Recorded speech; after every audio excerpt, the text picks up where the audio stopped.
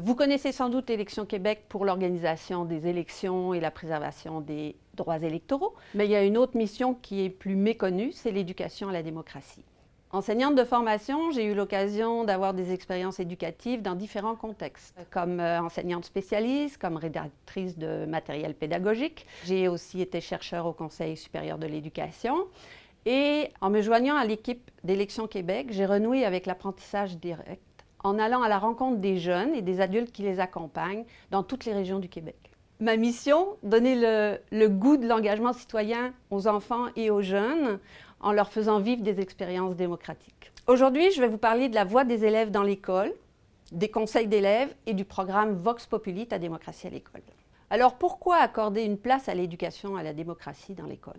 Parce que la démocratie, c'est fragile et qu'il faut des actions constantes pour la préserver et s'ajuster aux changements de la société. Parce qu'il faut connaître l'héritage de la démocratie pour pouvoir la protéger. Et chez Élections Québec, dans l'équipe d'éducation à la démocratie, nos actions s'appuient sur 4 principes. La démocratie, ça commence tôt. La démocratie, ça s'apprend. La démocratie, ça se vit. Et la démocratie, c'est une responsabilité partagée. La démocratie, ça commence tôt. C'est aussitôt que la petite enfance. Vous vous demandez peut-être comment on peut parler de démocratie avec des tout-petits. Bien, on peut utiliser les albums pour enfants. Vous avez déjà une capsule de la classe des maîtres qui porte sur ce sujet-là. Mais c'est aussi en parlant de ce qui arrive dans la société avec les parents, en faisant des simulations électorales.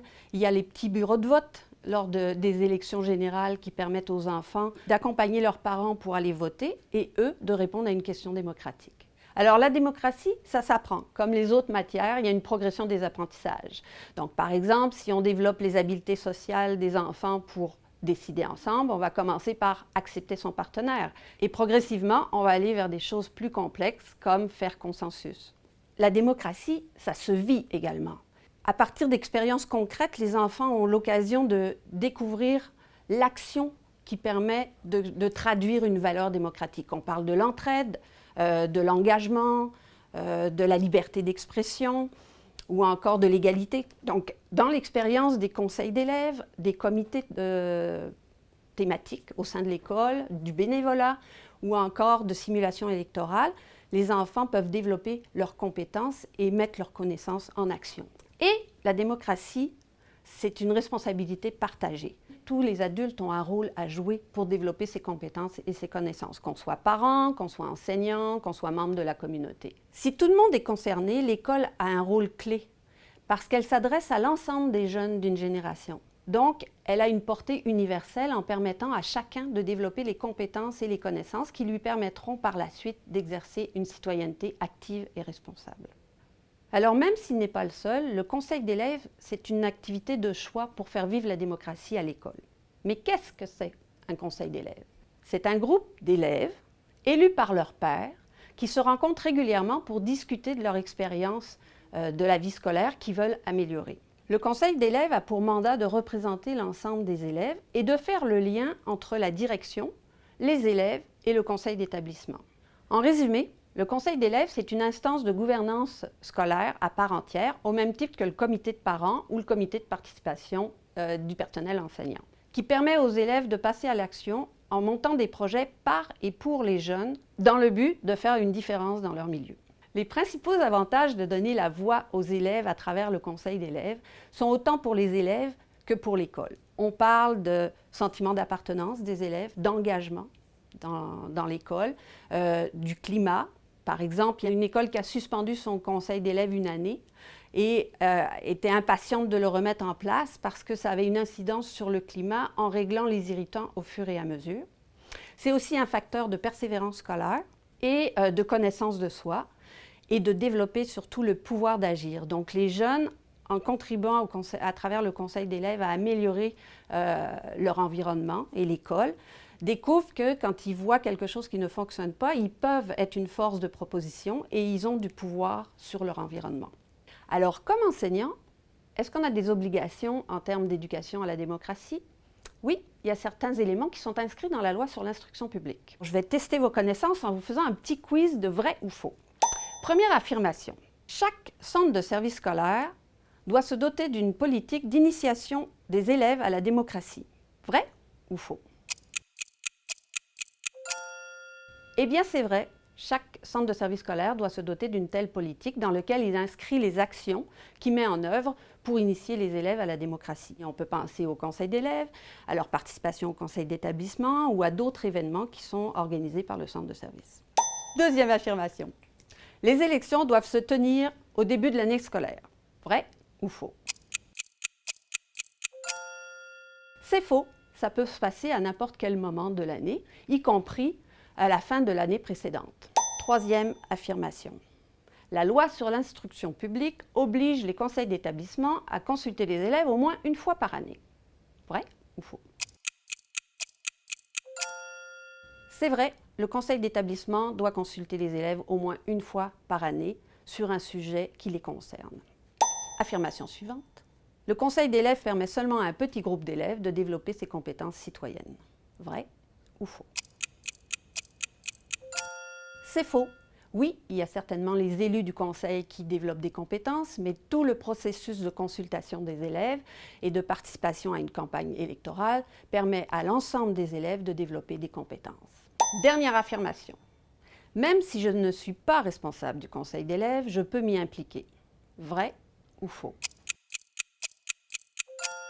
C'est vrai, parce qu'il y a de multiples façons de contribuer à l'accompagnement du conseil d'élèves. Par exemple, comme titulaire de classe, je peux accorder du temps aux représentants de classe pour faire ces messages ou sonder les élèves de ma classe. Je peux aussi devenir conseiller spécial sur une habilité que j'ai, par exemple si je suis professeur en arts plastiques pour réaliser un projet visuel. Et je suis sûre que vous avez plein de talents que vous pouvez mettre à contribution pour soutenir votre conseil dans ses délibérations, mais aussi dans ses réalisations. Il y a un certain nombre de conditions essentielles pour garantir le succès d'un conseil d'élèves.